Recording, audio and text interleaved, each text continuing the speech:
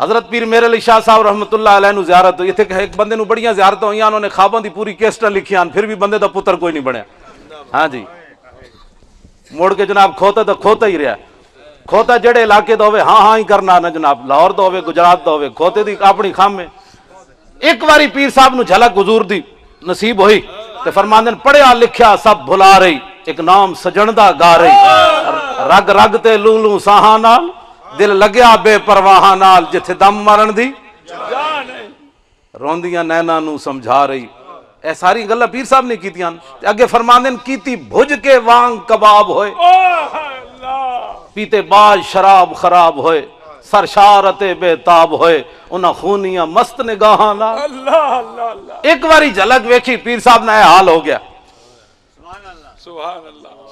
ایک جھلک ویکھی طیف سرا من طلعتہ و شذو بدا من وفرتہ فسکرتہ من نظرتہ، نینا دیاں فوجاں جد چڑیاں، دو ابرو قوس مثال دسن، جے تو نوکے میں یادے تیر چھٹن، لباں سرخا کھان کے لال یمن، چٹے دند موتی دیاں ہن لڑی.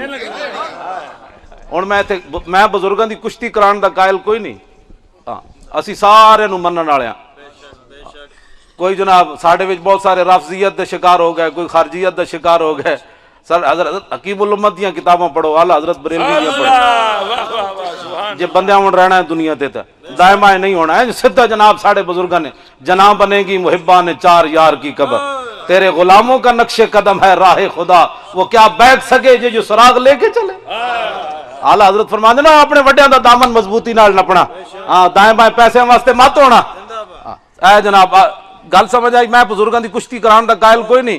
پیر میرے علی شاہ صاحب بھی بے مثال تے اعلی حضرت بھی بے مثال. کیوں؟ دوویں حضور دے غلام. گل دل بمحبوب حجازی بستہم، زی جہت بیک دگر پیوستہم. اسا کسی دی ذات نال پیار کیتا ہی کوئی نہیں، جس نو منیا حضور دے واسطے نال منیا. گل مک گئی، ختم ہو گئی، جھگڑا ہی کوئی نہیں. حضرت امیر معاویہ نو منیا تے حضور دے واسطے نال، مولا علی نو منیا تے حضور دے واسطے نال، حسنین کریمین نو بھی منیا تے حضور دے واسطے نال، ابو بکر عمر تے عثمان علی نو منیا تے حضور دے واسطے نال. سارے نو اسی حضور دے واسطے نہ بنا. ساڈے اسی کون ہوندے ہیں جناب کرسی عدالت تے بیٹھ کے کدے امیر معاویہ نو کھڑا کر دیتا، کدے فلانے نو کھڑا کر دیتا. تیرا اتنا ہی کام ہے حضور دی غلامی اختیار کرنا بس.